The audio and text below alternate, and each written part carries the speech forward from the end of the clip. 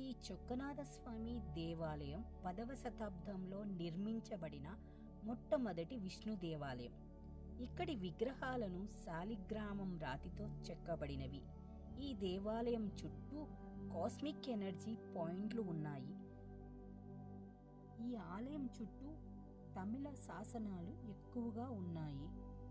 దేవాలయంలో నాగప్రతిమలు, ఆంజనేయ స్వామి, వినాయకుడు కూడా ఉన్నారు. ఈ కాస్మిక్ ఎనర్జీ ఉండే పాయింట్ల దగ్గర ధ్యానం చేస్తే వ్యాధి విముక్తులు అవుతారని ఇక్కడ వారి నమ్మకం. ముఖ్యంగా బోన్స్ ప్రాబ్లం ఉండేవాళ్ళు ఎక్కువగా వస్తుంటారు ఇక్కడ ధ్యానం చేయటానికి.